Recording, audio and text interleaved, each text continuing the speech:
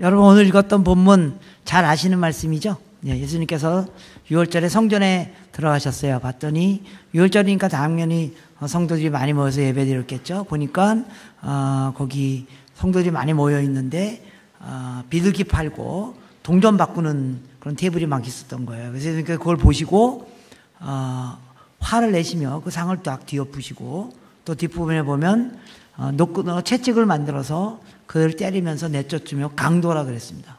너희가 이 하나님의 성전을 강도로 만들었구나. 예배드려 온 사람에게 예수님 강도라 그랬습니다. 예, 좀 이상하죠? 예, 이 본문이 여러분들 많이 익숙한 이유가 마태, 마가, 누가, 요한복음에 다 나옵니다. 무슨 말입니까? 그만큼 중요한 본문이라는 거죠. 예. 또 이 본문이 여러분들 많이 귀에 익숙한 것은 이 본문 갖고 설교 많이 들었잖아요. 그죠? 예. 그래서 성전에서 장사하는 사람들 예수님께서 채찍으로 내쫓다. 저도 이 본문 갖고 오래전에 제가 어렸을 때 저희 교회 원로 목사님이 이거 갖고 이렇게 설교하는 거 들었습니다. 여러분 주일날 교회에서 장사하지 마십시오. 여전도 왜 자꾸 주일날 교회에서 깨 팔고 미역 팔고 기름 팔고 그런 거 아닙니다. 교회는 장사하는 데가 아닙니다. 예. 그럼 여전도장이 뒤에서 그거 딱 듣고 막 쫙 째려보면서 내가 깨 팔고 미역 팔고 기름 팔고 딴 데 쓰나 다 성경금에 쓰지. 물론 그 중에 일부 떼내서 설악산 놀러 가기도 하지만요. 예. 성경에서 장사하는 거 아니다. 뭐 이런 데 대한 그런 이미지로 많이 들었던 본문의 말씀입니다. 예. 그런데 설마 예수님께서 성전에서 조금 장사하셨다고 그렇게 그 상을 다 뒤엎고 그랬겠습니까? 오늘 본문의 병행구절인 요한복음에 보시면요, 예수님께서 폭력을 사용하십니다. 예. 노끈으로 채찍을 만들어가지고 거기서 예배드리러 온 사람을 다 채찍으로 내쫓아버립니다. 예. 여러분, 예수님과 폭력, 이거 안 어울리는 말입니다. 예수님은 폭력을 한 번도 사용해 본 적이 없습니다. 이 본문이 유일하게 사용하신 적입니다. 예수님은 로마 군병이 자기를 잡으러 왔을 때 베드로가 제사장의 종의 귀를 잘라도 예수님께서 하지 말라 그랬잖아요. 자기의 목숨 앞에도 폭력을 사용하시지 않았던 분이 어떻게 거기서 노끈으로 채찍을 만들고 그것도 예배 드리러 온 사람들에게 그렇게 했을까? 여러분 좀 약간 궁금하지 않으세요? 예. 자, 그러면 왜 거기에 비둘기 팔고 동전 바꾸는 그런 테이블이 있었냐면요, 오늘 본문에 보시면 그때가 6월절이잖아요. 6월절. 여러분 6월절 무슨 날이에요? 이스라엘 절기 중에 최고의 절기예요. 그죠? 그러니까 오늘 우리로 말하면 해방일과 같은 날이에요. 이스라엘 백성이 애굽에 포로 잡혀가 있을 때 하나님께서 그들을 끄집어내는 그날. 그죠? 그래서 왜 6월절이라 그랬어요? 하나님께서 10번의 재앙을 줬는데 그 마지막 재앙이 뭐예요? 예. 각 집에 장자를 죽이는 재앙. 그래서 이스라엘 백성들에게 양의 피를 문설주에 바르면 그 장자를 죽이는 재앙이 넘어갔다. 그래서 6월절. 예. 그래서 그것 때문에 바로 왕이 이제 나가십시오. 그래서 해방된 날이잖아요. 그러니까 굉장히 중요한 날이라는 거예요. 그래서 근데 왜 그 6월절을 지키기 위해 성전에 모였는데 왜 거기 비둘기 팔고 동전 바꾸는 테이블이 있었냐면 이런 거예요. 여러분 6월절이니까 당연히 많은 사람들이 모이겠죠. 이스라엘 4대 절기 중에 하나니까 당시 기록에 의하면요 50만 명 정도가 모였대요. 그러니까 그 조그만 성전에 50만 명이 모이니까 얼마나 많이 모였겠어요. 예, 굉장히 많은 사람들이 모였겠죠. 네. 그래서 이제 무슨 일이 일어났냐면 6월절 아침에 예루살렘 성전 근처에 사는 유대인들은요, 자기네들이 1년 동안 키웠던 비둘기 중에 가장 깨끗하고 순결한 비둘기 한 쌍을 갖고 성전에 오는 거예요.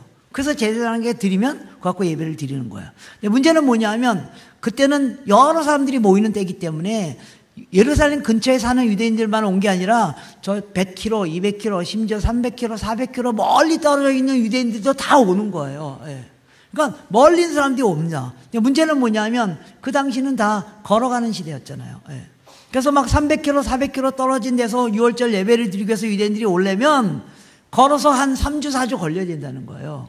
그래서 3주, 4주 전에 지난 1년 동안 키웠던 비둘기 중에 가장 깨끗한 비둘기 한 쌍 알고 3주, 4주 동안 걸어오는 거예요. 걸어오는 동안에 무슨 일이 일어난다는 거예요? 이 비둘기가 눈깔 다 돌아가고 털 다 빠지고 얼굴 새카매지고 개판 제물이 된다는 거예요. 그걸 주님께 드릴 수가 없다는 겁니다. 그래서 성전 가장 가까운 데 와서 그들이 깨끗한 제물을 주님께 드릴 수 있도록 도와주기 위해서 거기 비둘기 파는 테이블이 있었던 거예요. 왜 동전 바꾸는 테이블이 있었어요? 당시 예루살렘은 그들끼리 쓰는 화폐가 따로 있었어요. 그래서 만일 다른 지역에서 온 사람이 거기 와서 물건을 사려면 화폐를 바꿔야 돼요. 그래서 그들이 좋은 화폐를 바꿔서 좋은 예물을 드리도록 하기 위해서 그게 만들어진 거예요. 여러분도 주일날 겨울 때 그래도 좀 깨끗한 옷 입고 오신 거죠? 이게 여러분들 중에 제일 깨끗한 옷이죠? 저도 제가 깨끗한 옷, 그리고 제가 제일 좋아하는 넥타이 이렇게 다이아몬드 박혀 있고 이렇게 막 그런 거 반짝 그런 거 있거든요. 예. 그래서 그거 메고 왔어요. 근데 여기 딱 집어보니까 오늘부터 넥타이 이런 거 안 맨다 그래가지고 그래서 제가 가방에 넣어놨어요. 예.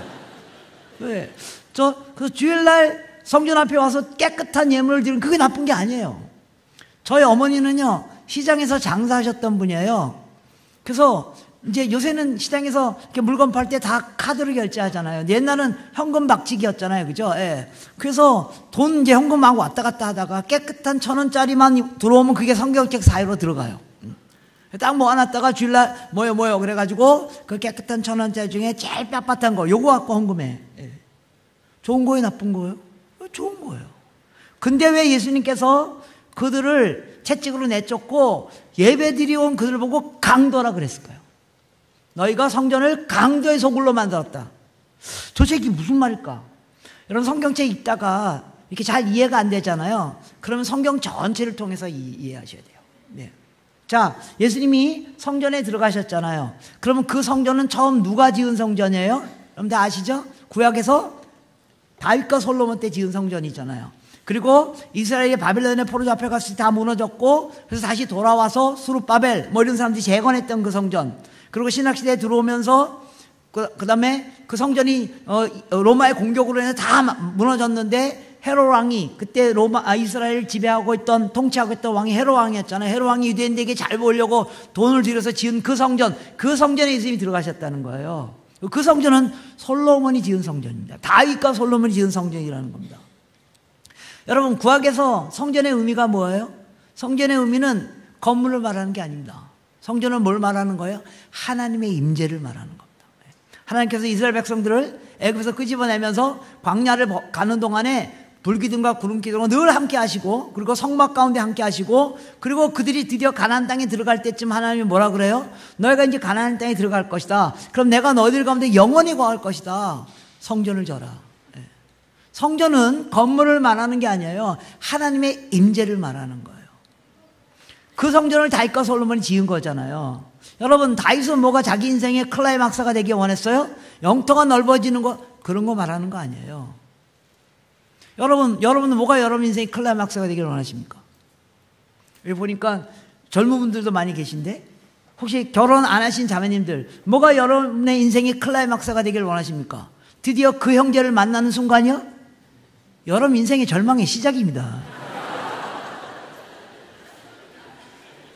어느 날 밥 먹는데 아내가 이렇게 탁 째려봐. 그래서 왜 또 째려봐? 그랬더니 아내가 말도 안 하고 가만히 있어요. 말해봐. 그랬더니 우리 아내가 딱 이래요. 내 인생의 절망이 언제 시작된 줄 알아? 그래서 내가 언제 그러니까 당신 만나고부터요. 그러더라고. 물론 농담입니다. 제 아내 저 좋아합니다. 여기 좀 나이가 있으신 분들, 뭐가 여러분 인생의 클라이막스가 되길 원하십니까? 예, 하나님께서 은혜 주셔서 구원받고 아이들 두고 시집장가 다 보내고, 그 다음에 하나님께서 재물도 적절하게 주셔서 은퇴 자금도 다 마련해 놓고, 그래서 은퇴하고 나서 바닷가에 앉아서 조개 껍질 줍고 있는 거예요? 뭐 그런 게 여러분 인생의 클라이막스가 될 수도 있겠죠. 다윗은 뭐가 자기 인생의 클라이막스가 되길 원하냐면, 나로 말미암아 하나님의 임재가 우리 가운데 영원히 거하는 일이 일어나게 되는 겁니다. 저는 여러분의 인생의 클라이막스에, 여러분 교회의 클라이막스에 이 일이 일어나기를 원합니다. 여러분으로 말미암아 여러분의 가정과 여러분이 속한 교회에 하나님의 임재가 어마어마하게 임하는, 네. 그것 때문에 다윗이 성전을 지은 거예요. 그리고 다윗이 다 계획해놓고 그의 아들 솔로몬에게 성전을 지은 거잖아요. 네. 그래서 여러분, 그 성전에 예수님이 들어가셨다는 겁니다. 여러분, 구약성경을 보시면요, 드디어 이제 솔로몬이 성전을 다 짓고 성전 봉헌식을 하는 장면이 나와요. 그게 열왕기상 8장입니다. 예. 열왕기상 8장 22절 24절에 보시면요, 화면에 나오시죠? 예. 솔로몬이, 제가 읽겠습니다. 여호와의 단 앞에서 이스라엘 온 회중을 마주서서 하늘 향하여 손을 펴며 가로되. 여러분, 이 문장은요, 솔로몬 인생의 클라이막스예요. 무슨 말이에요? 솔로몬이 여호와의 단 앞에 서서, 하나님의 단이 여기 있다는 거예요. 뭐예요? 하나님이 여기 계시다는 거예요. 그리고 자기가 온 회중을 마주하여 손을 향어, 그러니까 자기가 뭐 얻은 부귀영화가 여기 다 있는 거예요. 하나님이 여기 계시고 자기가 얻은 부귀영화가 앞에 있어요. 그 사이에 딱 손을 얹고 기도하는 겁니다. 솔로몬 인생의 클라이막스입니다. 뭐라고 기도합니까? 이스라엘 하나님 여호와여 상천하지에 주와 같은 신이 없나이다. 예, 하나님은요 이 성전에만 계신 분이 아니에요. 온 세상에 계신 분이에요. 주께서 온 마음으로 주의 앞에서 행하는 종들에게 언약을 지키시고 은혜를 베푸셨나이다. 네, 솔로몬이 뭐라고 얘기하냐면 하나님이 우리 종들에게, 즉 우리 이스라엘 백성들에게 언약을 맺었는데 그것을 지키시고 은혜를 베푸신 게 바로 이 성전입니다. 그런 뜻이에요. 주께서 주의 종 내 아비 다윗에게 허하신 말씀을 지키사 주의 입으로 말씀하신 것을 손으로 이루심이 오늘과 같으니라. 예, 그러니까 우리 아버지 다윗, 솔로몬의 아버지 다윗, 우리 조상들에게 하나님이 약속하시고 지키시겠다고 하신 그 말씀을 이루신 게 바로 이 성전입니다. 그런 뜻이에요. 자, 그러면 하나님이 솔로몬의 조상들에게 하신 약속이 뭐예요? 이스라엘 백성에게 하신 약속의 내용이 뭐예요? 이스라엘 백성과 언약을 맺으셨잖아요. 그 언약의 내용이 뭐예요? 하나님이 이스라엘 조상이 누구예요? 솔로몬 이스라엘 조상이 누구예요? 아브라함. 예. 하나님이 아브라함과 약속을 맺으셨다는 거예요. 그 약속을 지키신 게 바로 이거다, 이런 뜻이죠. 예. 자, 그러면 하나님이 이스라엘 조상인 아브라함과 약속을 맺는 장면이 어디예요? 그게 바로 창세기 12장 1절부터 3절 말씀이에요. 예. 창세기 12장 1절부터 3절 우리가 한번 같이 보면 좋겠습니다. 읽어보면 좋겠습니다. 여러분 자꾸 성경을 이제 저도 막 이렇게 띄우잖아요. 그러니까 성경 이렇게 띄우고 교회 가면 성경 가져갈 필요가 없어. 다 띄워주니까. 성경도 안 갖고 와 교회에. 또 핸드폰에 다 있으니까. 그래서 성경을 이렇게 들여다보지 않아요? 들여다보셔야 됩니다. 네. 그래서 성경 가져오신 분들은 성경을 펴시고 보셔야지만 다음번에 읽을 때 그 말이 이해가 됩니다. 자, 아무튼 창세기 12장 1절부터 3절 같이 읽겠습니다. 시작. 여호와께서 아브라함에게 이르시되 너는 너의 본토 친척 아비의 집을 떠나 잘 땅으로 가라. 내가 너로 큰 민족을 이루고 내게 복을 주어 너 이름을 창대하게 하리니 너는 복이 될지니라. 너를 축복한 자에게 내가 복을 내리고 너를 저주한 자에게는 내가 저주하리니 땅의 모든 족속이 너로 인하여 복을 얻을 것이니라 하신지라. 예. 여러분 성경을 이해하는 방법이 뭐예요? 성경은요 두 가지 방법으로 이해해야 돼요. 첫 번째, 성경 하나님의 말씀이잖아요. 그래서 성령의 도우심으로 이해하셔야 돼요. 성경 읽을 때 성령님 도와주셔서 깨닫게 하여 주시옵소서. 두 번째, 성경은 하나님의 말씀이면서 동시에 하나님이 사람들을 통해서 사람을 감동시켜서 그들이 쓰게 한 거예요. 그래서 성경을 어떻게 이해하셔야 되냐면 첫 번째 성령의 능력으로, 두 번째 국어책 읽듯이 읽으셔야 돼요. 예, 국어책 읽듯이. 왜요? 사람이 쓴 글이기 때문에. 여러분 국어책 읽으면서 혹은 어떤 신문 기사 읽으면서 이 기사에서 무슨 얘기를 하는가 알아차리는 방법이 뭐예요? 주어 찾아야 돼요. 그 다음에 반복되는 동사 찾아야 돼요. 그 다음에 목적어 찾아야 돼요. 그래서 주어, 동사, 목적어 찾으면 이 글이 무슨 글이다 이해가 되겠죠? 자, 그러면 오늘 본문에서 주어가 누구예요? 여러분 다 아시는데 얘기 안 하시는 거죠, 그죠? 약간 기분 나쁘시죠? 우리가 무슨 초등학교 아이야 뭐 그렇게. 예. 그래서 주어가 누구냐면 하나님이셔요, 그죠? 하나님이 뭘 하시겠다는 거예요. 그 뭘 하시겠다는 걸 찾으려면 동사를 찾아야 돼요, 그죠? 그래서 이 본문에서 계속 반복되는 동사가 뭐예요? 하나님 뭐 하시겠다, 뭐 주시겠다, 뭐 하시겠다, 뭐 주시겠다 계속 반복했던 동사가 뭐예요? 복을 주시겠다. 예. 하나님이 복을 주시겠다는 문장이에요. 자, 그러면 목적어, 하나님이 누구에게 복을 주시겠다고 말씀하신 거예요? 하나님이 누구에게 복을, 목적어가 누구예요? 아브라함에게. 예. 하나님이 아브라함에게 복을 주시겠다고 말씀하신 본문이 오늘 본문이에요. 오늘 본문을 읽고 하나님이 아브라함에게 복을 주시겠다고 약속하셨습니다라고 말하는 게 우리 기독교의 비극이에요. 네. 왜 그런지 아세요? 여기에 목적어는 아브라함이 아니에요. 여기에 목적어는 하나님이 아브라함에게 복을 주시겠다고 말씀하는 게 아니고 하나님이 땅의 모든 족속에게 복을 주시겠다고 말씀하시는 겁니다. 두 번째 슬라이드 올려줘 보세요. 이 문장은 원래 이런 문장이에요. 하나님이 아브라함에게 말을 했어요. 말을 했는데 하나님은 누구에게 복을 주시겠다고 말을 하셨냐면 문장 맨 끝에 땅의 모든 족속이 너로 말미암아 복을 얻을 것이다. 그래서 이 문장은 하나님이 땅의 모든 족속을 복을 주실 것이다. 그게 약속이에요. 이거 놓치면 기독교 놓치는 겁니다. 그런데 왜 우리가 자꾸 이걸 읽고 하나님이 아브라함에게 복을 주셨습니다 하고 말하는 이유가 뭔지 아세요? 세 번째 슬라이드 넘겨주시면요, 그 문장 가운데 저 파란색 문장이 들어가 있는 거예요. 하나님은 땅의 모든 족속에 복을 주시는데 그 일을 어떻게 하시냐면, 아브라함을 불러다가 그에게 새로운 땅으로 가게 해서 그런 큰 민족을 만들고 그에게 복을 주어 그의 이름을 창대케 하고, 복을 안 주겠다는 말이 아니야. 복을 준다고요. 근데 문장이 어디에서 끝나요? 여러분 국어책 읽을 때 마침표까지 읽으셔야 됩니다. 네. 하나님이 아브라함에게 너로 큰 민족을 이루고 그래서 만들어진 백성 이스라엘 백성이에요. 그들에게 복을 준다고요. 네, 그게 끝이 아니고 그의 이름을 창대케 하겠다고요. 네, 그게 끝이 아니고 끝이 어디에서 끝나요? 너는 복이 될지니라. 그게 아브라함에게 하신 약속이에요. 아브라함이 복이 되겠다는 게 약속의 내용이에요. 복을 받겠다는 게 약속의 내용의 포인트가 아니고요. 여러분, 복이 될지니라, 이건 무슨 말씀이에요? 여러분이 갖고 있는 옛날 성경에 복의 근원이 될 것이다, 복의 통로가 될 것이다. 하나님이 아브라함 이스라엘 백성에 하신 약속은 너희들이 복의 통로가 될 것이다. 그래서 3절에 너를 축복한 자를 내가 축복하고 너를 저주한 자를 내가 저주하려니 땅의 모든 족속이 복을 얻게 될 것이다.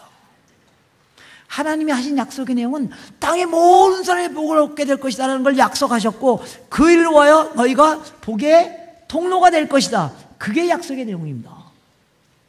여러분 문장 끝까지 읽으셔야 됩니다. 이 문장을 읽고 왜 하나님이 아브라함에게 복을 주시겠다고 약속하셨습니다라고 점을 찍는 줄 아세요? 우리의 사이콜로지가 뭐예요? 우리가 아브라함 같은 위치에 있다는 거예요. 우리가 하나님의 백성이라는 거예요. 그래서 하나님이 우리에게 복을 주신다고, 우리에게 복을 주신다고요. 그리고 점을 찍어요. 그게 우리의 기독교의 비극입니다. 하나님은 저와 여러분을 구원하신 분이 아닙니다. 하나님은 온 세상을 구원하시는 분입니다. 여러분, 여러분 그 성경 많이 암송하시죠? 빨리 넘어가겠습니다. 네. 혹시 한 구절 암송한다 그러면 암송하는 구절이 뭐예요? 설마 한 구절도 암송 못하는 거 아니겠죠? 요한복음 3장 심죠, 그죠? 우리가 같이 한번 암송해 볼까요? 시작. 하나님이 세상을 이처럼 사랑하사 독생자를 주셨으니 이는 저를 믿는 자마다 멸망치 않고 영생을 얻게 하려 하심이라. 예, 하나님 누굴 사랑하셨다고요? 네. 하나님이 세상을 이처럼 사랑하셨다고 읽어놓고 하나님이 누굴 사랑하셨다고요? 그러면 저요, 우리요. 그런 거 아세요? 난독증입니다. 성경 하나님이 세상을 사랑하셨다고 말했다고요. 우리가 그 안에 있을 뿐입니다. 그리고 먼저 그 세상 가운데 먼저 사랑을 받은 사람들에게 하나님이 하시는 약속의 내용이 뭐냐면 너희가 복의 통로가 될 것이다. 그래서 누가 복을 받냐면 땅의 모든 족속이 복을 받게 될 것이다. 이게 본문입니다. 이거 놓치면 기독교 놓치는 겁니다. 이거 놓치면 기독교인의 정체성을 놓치는 겁니다. 그래서 저는요, 여러분 단어가 생각의 집이잖아요. 어떤 단어를 쓸 때 생각이 똑같아야지만 의사소통이 되는 거예요. 예를 들면 제가 여러분들에게 아무것도 안 보여주고 컵을 갖다 주세요. 그럼 여러분 무슨 생각을 해요? 저는 컵 하면 물을 먹고 담고 마시는데 사용되는 도구 이렇게 생각해요. 여러분도 그렇게 생각하세요? 예. 그러면 커뮤니케이션이 되는 거예요. 근데 저는 물을 먹고 마시는 도구 이렇게 생각하는데 여러분들은 종이컵이 좋을까? 플라스틱 컵이 좋을까? 금은 보석 컵이 좋을까? 커뮤니케이션 안 되는 겁니다. 그래서 여러분들이 혹시 복음을 전할 때 예수 믿으면 복 받습니다 라고 예수 안 믿는 사람들에게 하는 순간 이미 복음이 잘못 전달되는 겁니다. 예수 믿으면 복 받습니다라고 말하면 안 됩니다. 이것만 잘라서 인터넷에 올리면 저 잘립니다. 교단에서. 제 말을 끝까지 다 들으셔야 됩니다. 여러분, 예수 안 믿는 사람, 여러분은 복하면 무슨 생각을 해요? 예수 안 믿는 사람들에게 그냥 예수 믿으면 복 받습니다 하면 그들은 무슨 생각을 할까요? 건강물질 축복입니다. 건강물질 축복입니다. 네. 정말 그래요? 예수 믿으면 다 건강해져요? 예수 믿으면 다 부자 돼요? 예수 믿으면 다 뭐 풍요로워져요? 그럼 최소한 저는 예수 안 믿는 사람입니다. 저 아파 죽겠거든요.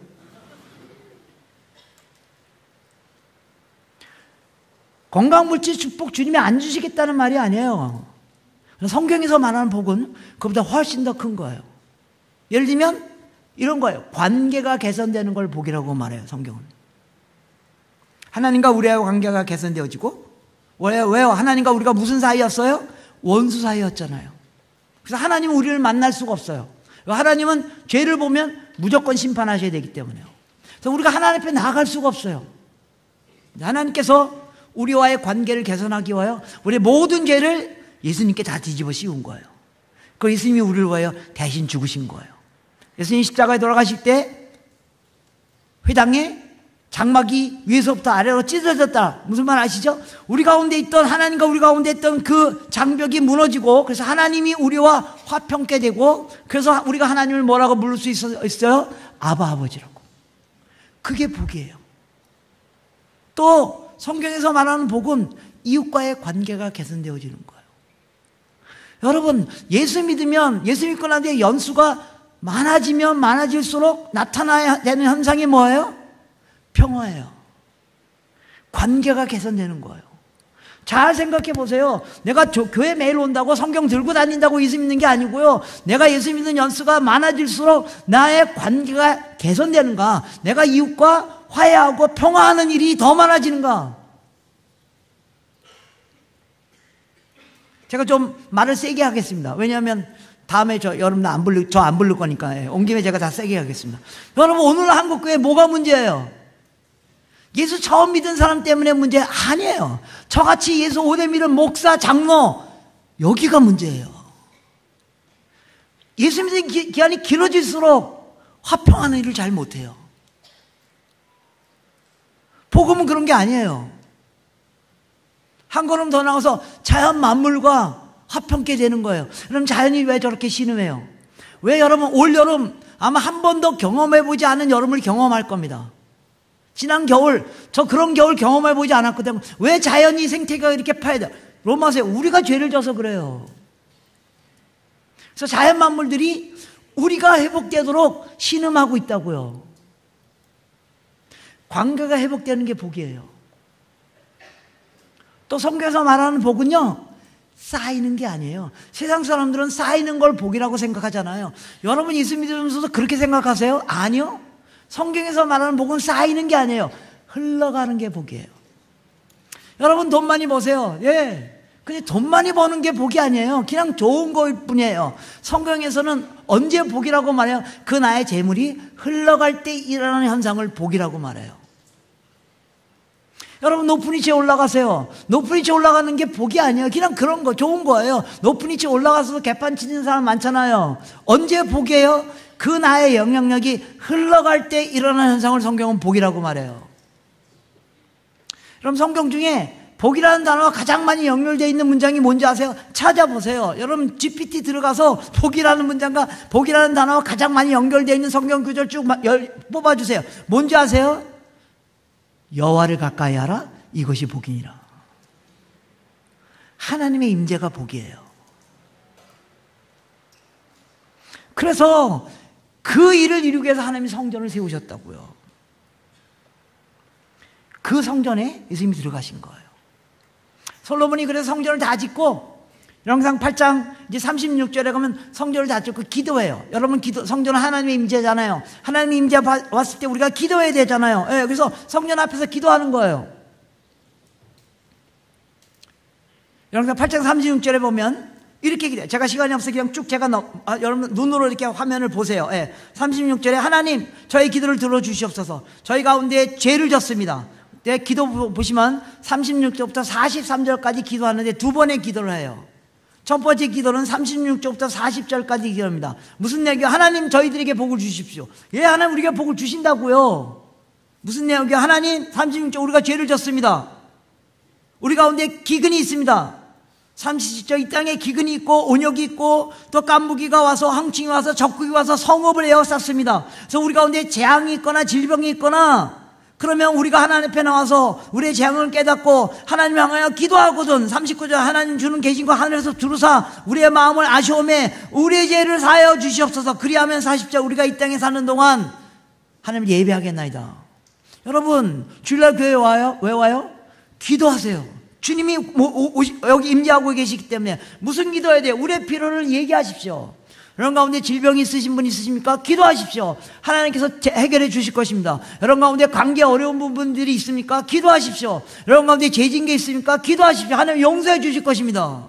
오늘 본문에 보면요, 적국이 와서 성읍을 에워싸웠습니다. 여러분, 구약에서 성읍이라는 단어가 의미하는 바가 뭐야? 가장 안전한 곳. 여러분이 지금 가장 안전한 장소가 곳이 흔들리고 계십니까? 여러분 가정이 흔들리고 계십니까? 재정적으로 어려움이 있습니까? 가족 간에 문제가 있습니까? 기도하세요. 하나님이 들어 응답하시겠다고요.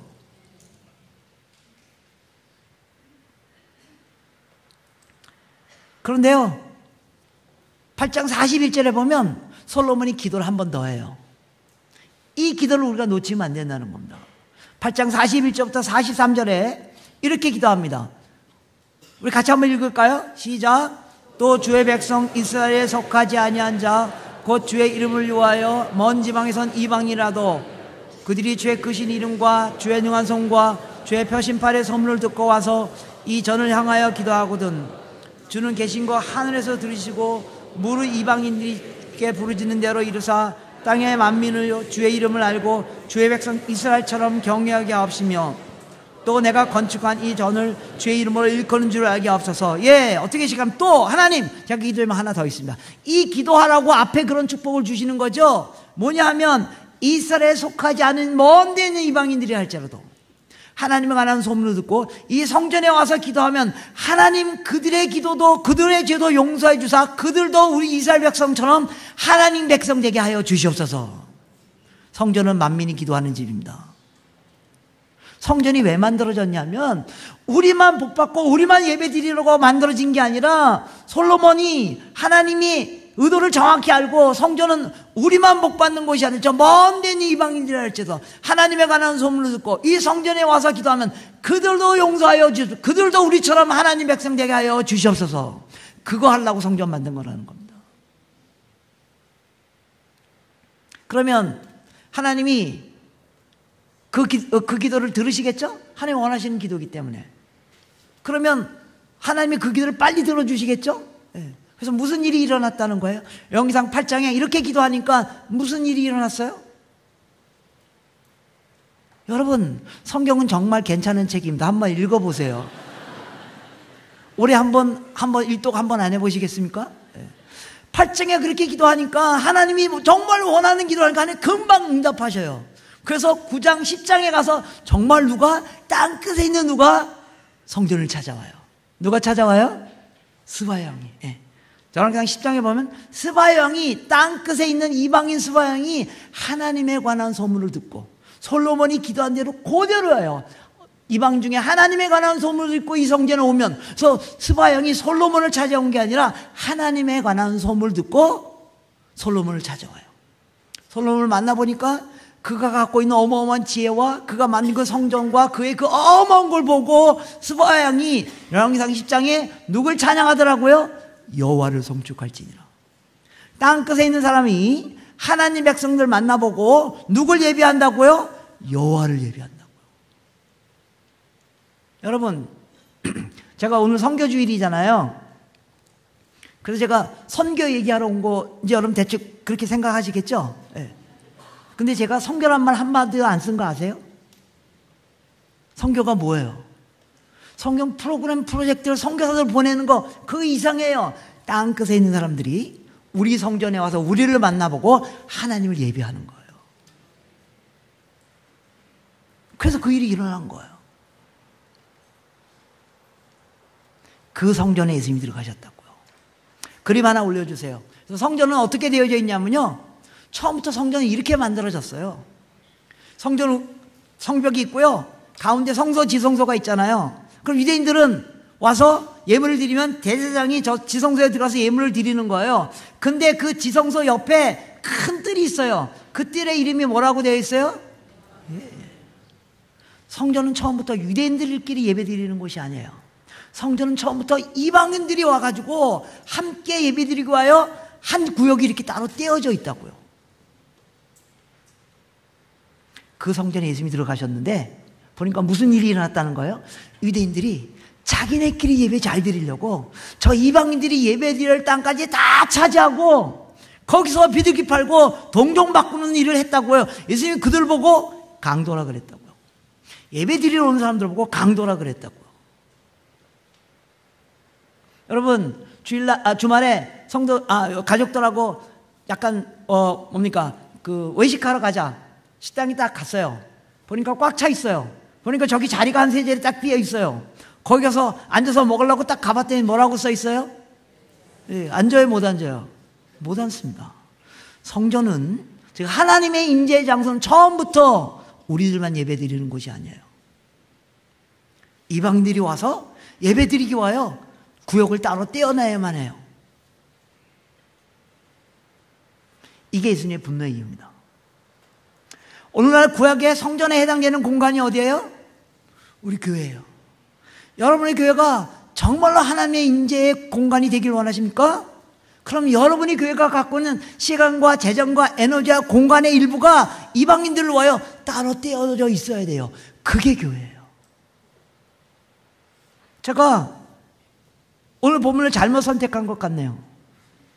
여러분의 교회는 이미 많은 시간과 재정과 에너지를 성교로에 사용하고 있고, 공간도 여기 이방인들이 와서, 다문화 가정들이 와서 예배드릴 수 있어 공간도 나누고. 예, 제가 한국 성교를 대표하는 사람은 아니지만 그래도 리더 중에 한 사람으로 여러분 교회에 감사합니다.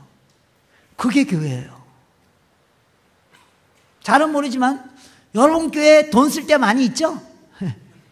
모두 갚아야 되고 또 모두 해야 되고 그럼에도 불구하고 이방인들로 와요 우리의 시간과 재정과 에너지를 떼어놓는 거, 그게 교회예요. 한 걸음 더 나가서 어디가 성전이에요? 어디가 성전이에요? 아세요? 여러분 인생이 정말로 하나님의 임재 인생이 되기를 원하십니까? 하나님의 임재가 차고 넘치는 인생이 되기를 원하십니까? 이 말은 그렇다면 우리 인생에서 우리가 갖고 있는 그게 시간이 됐던 재정이 됐던 어떤 에너지가 됐던 그 일부가 이방인들로 와요 사용될 때 하나님이 우리 가운데 임재하십니다. 이거 놓치면 기독교 놓치는 겁니다. 성교는요 교회만 하는 게 아닙니다. 성교는 우리도 해야 됩니다. 나는 교회 헌금했으니까 기도했으니까 뭐 교회가 선교사 보냈으니까. 아니요, 선교는 선교사가 하는 게 아니에요. 하나님의 백성이 하는 거예요. 이 말은 돈만 얘기하는 게 아닙니다. 여러분들 헌금하는 거, 예, 그거 감사해요. 하나님이 돈이 없어서 여러분 보고 헌금하라 그러는 줄 아십니까? 선교하는데? 아닙니다. 돈도 필요하죠. 헌금도 하세요. 여러분의 기도는 어때요? 여러분은 일주일 동안에 우리의 기도 시간이 다 뭐로만 구성되어 있어요? 여러분, 우리 자세히 우리 기도를 들어보면 기도에 다 하나님 내 새끼, 하나님 내 손주, 좀 교회 열심히 사람 하나님 우리 교회. 마치 세상에 교회가 우리 교회만 존재하는 것처럼 기도하는 교회 있는 거 아세요? 세상에 인간이 나만 있는 것처럼 하나님 나 전부 그거예요. 우리를 왜 기도하지 말라는 얘기가 아니에요. 여러분, 교회 복 받으러 오지 마세요. 복은 하나님께 받는 것이에요. 복을 하나님께 받으세요. 그럼 교회 왜 모여요? 복이 되기 위해서 모이는 거예요. 이거 놓치면 기독교 놓치는 겁니다. 여러분의 재정만 말하는 게 아니고요. 우리는 무엇을 위하여 기도해요? 내 기도 시간에 어떤 기도 제목들이 내 기도 시간에 들어와 있냐고요. 저는요, 아침에 일어나서 제일 먼저 하는 게 다른 거 아무것도 아닙니다. 화장실도 안 가고요. 성경책도 펴기 전에 하나님이 제일 좋아하는 거예요. 여러분, 어떤 사람에게 사랑받는 방법이 뭔지 아세요? 그 사람이 제일 좋아하는 거 하면 됩니다. 제가 저희 아내한테 사랑받는 방법이 뭔지 아세요? 저희 아내는 요리를 무지무지 잘해요. 그래서 뚝딱하면 맛있는 음식이 나와요. 제가 어느 날 어떨 때 바빠가서 집에 가면서 10분 전에, 자기야 나 10분 전에 들어가가지고 밥 먹고 빨리 또 어디 뭐 회의해야 돼. 그러면 아내가 막 짜증내지만 10분 후에 가면 뚝뚝뚝 대충 마무리 했는데 너무너무 맛있어요. 네. 근데 우리 아내의 문제가 뭔지 아세요? 우리 아내는요, 키도 요만하고요, 손도 요만해요. 손이 초등학교 5학년 정도 사이즈밖에 안 돼요. 그래서 힘의 세기가 되게 없어요. 그래서 요리는 하는데 설거지를 못해요. 그래서 제가 아내한테 사랑받는 방법은 틈만 나는 대로 설거지 해주는 거예요. 제가 그걸 못해서 맛있는 음식을 못 먹는 거예요, 지금. 네. 여러분, 하나님께 사랑받는 방법이 뭔지 아세요? 하나님이 제일 좋아하는 일을 하시면 됩니다. 하나님 뭘 원하신다고요? 모든 민족이 구원받는 걸 원하신다고요. 여러분이 만약 여기에 동의하지 않으면 저와 여러분은 구원 못 받았어요. 왜요? 지금부터 140년 전 아펜셀러 언더우드라는 2명한 청년이 하나님이 나만 구원하는 게 아니라 저기 한 번도 가보지 않은 조선이란 땅, 우상 숭배하고 굶어 죽어가는 그 땅도 하나님께서 복 주시길 원하는구나. 그래서 그들이 한 번도 와보지 않았는데 25살에 배를 타고 수개월에 걸쳐서 이 땅에 와서 복음을 전하는 일을 하지 않았다면 저 여러분 예수 못 믿었다고요. 네. 그래서 저는 아침마다 제일 먼저 하는 일이 아직도 복음을 듣지 않은 민족을 위해서 기도하는 게 저의 1순위입니다. 저는요, 저희 집에 119를 불러야 할 상황이 와도 한 민족을 위해서 먼저 기도하고 그 다음에 성경 읽고 그 다음에 가족을 위하여 기도해요. 119를 불러야 하는 상황이 와도 저는 한 민족을 위해서 먼저 기도한다고요. 뻥이에요. 119 먼저 부르죠. 그 나라만 기도 한 번도 안 할지도 몰라요. 그런 마음으로 살겠다는 거예요. 제가 여러분들에게 왜 뻥치는 줄 아십니까? 내일 아침 그 기도 하려고요. 그게 하나님의 임재의 공간이에요. 여러분, 선교는요, 선교를 선교사에게만 맡기는 게 선교를 망치는 길입니다. 선교는 선교사가 하는 게 아닙니다. 우리 모든 그리스도인이 하는 겁니다. 여러분, 한국이 올림픽 가면 무조건 금메달 따는 종목이 있어요. 뭐예요? 양궁. 예, 다 아시죠? 그래서 올림픽 대표 선수들은요, 올림픽 게임보다 더 중요한 게임이 있어요. 국가대표 결정전이에요. 국가대표 결정전에서 1등하면 올림픽 가면 거의 금메달이에요. 전 세계 사람들이, 한국 사람들이, 그래서 양궁하면 무조건 한국이에요. 그래서 전 세계 사람들이, 한국 사람들이 다 양궁을 잘하는 줄 알아. 저는 만져본 적도 없거든요. 한국이 정말 양궁 잘하는 나라가 되려면 마을대에서 1등한 사람이 시대에 나고, 시대에서 1등한 사람이 도대에 나고, 도대에서 1등한 사람이 국가대표 나가고, 그래서 돼야 돼요.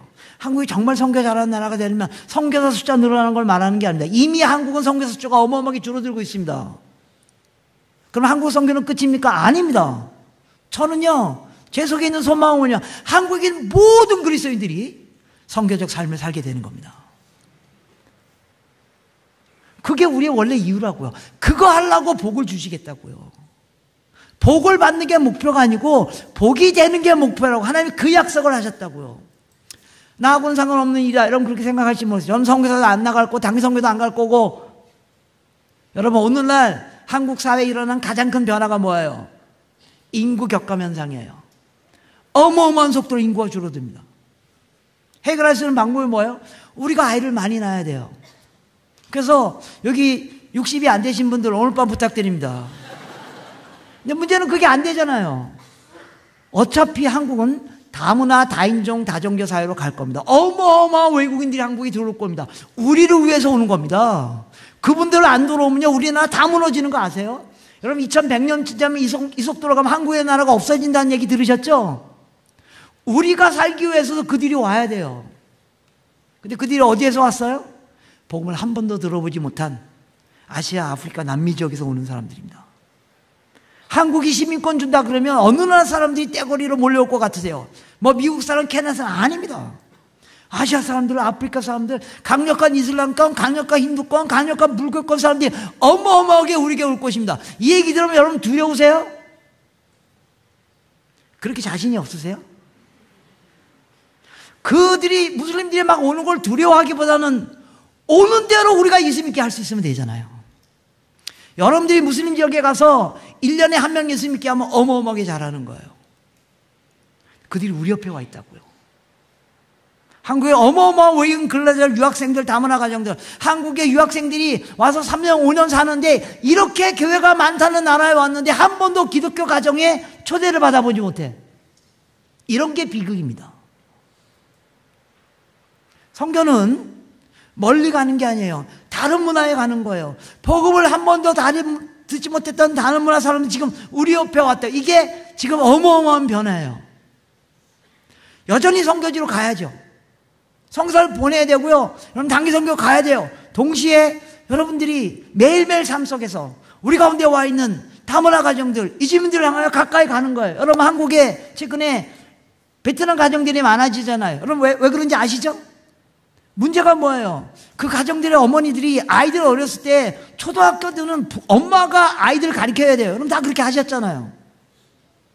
근데 아이들은 학교 가는데 한국말을 하는데 엄마가 한국말을 못해요. 그래서 집에서 학교 공부를 못 가르쳐줘요. 그래서 걔네들이 외톨이가 되는 거예요. 여러분들이 여러분 아이들 학교 공부 가르칠 때 옆집에 있는 베트남 가정 아이들 오라 그러세요. 같이 하세요. 그런 거예요. 어려운 일 아니에요. 간단한 일이에요. 여러분 오늘 같은 주말에 여러분 이제 집에 돌아가실 때 보세요. 전철 타고 가거나 이렇게 보면 주말에 전철에 탁 보면 알잖아요. 옷 모양이나 얼굴 보면 알잖아요. 일주일 내내 공장에서 일하다가 주말에 좀 구경하려고 시내 구경하려고 전철 타고 나오는 그 외국인 근로자들 친구들 다가가서 힘드시죠? 돈 많이 버세요. 다치지 않게 일하세요. 그런 말 그냥 한마디 해주는 거예요. 어려운 일 아니에요. 나는 그 나라 말 못하는데 걱정하지 마세요. 여러분들의 그 나라 말 솜씨보다 그들의 한국어 솜씨가 월등한 거 아세요? 어려운 일 아니에요. 한번 해봐야 되겠다. 딱 다가서 말하려고 이렇게 눈이 딱 맞으셨잖아요. 그럼 여러분 딱 피하죠. 왜 그래요? 두려워서. 여러분 여기가 한국입니다. 누가 더 두려워요?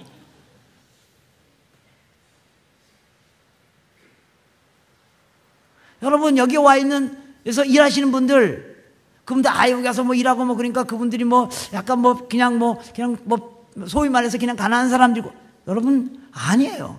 여러분 불과 30-40년 전에 우리가 사우디아라비아 독일에 광부 갔잖아요. 누가 갔어요? 정선에서 탕캐던 사람들이 간 게 아니고요. 다 대학 나온 사람들이 간 겁니다. 먹을 거 없어서. 여기 와 있는 분들이요. 여러분보다 더 높은 수준일 수 있습니다. 그 나라 안에서. 그런 분들 한 사람 잘 섬기고 무슬림들이 자기네 나라에서 기독교 어떻게 기독교인들 나쁜 놈들이라고 생각해요. 우리가 무슬림들을 그렇게 생각하는 것처럼 똑같아요. 그들이 기독교가 많은 나라에 가봤더니 그 사람들이 나쁜 사람 아니네. 그것만 알고 자기 나라로 돌아가도 그 나라의 선교가 달라지는 거 아세요?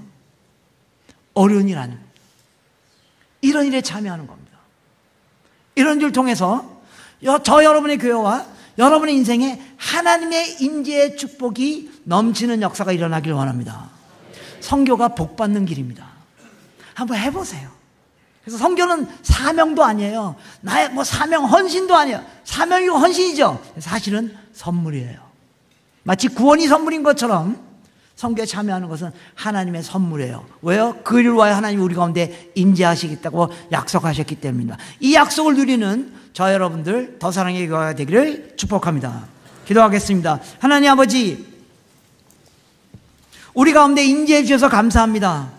하나님의 임재를 몰랐다면 제가 어둠 가운데 있었을 때 우리 가운데 임재해 주셔서 감사합니다. 네, 그 임재가 끝이 아니라 그걸 통하여 나를 통하여 이 하나님의 임재가 열방까지 가시길 원하시는 그 하나님의 목적에 우리가 참여하는 저희들 될 수 있도록 축복하여 주시옵소서. 예수님의 이름으로 간절히 기도드리옵나이다.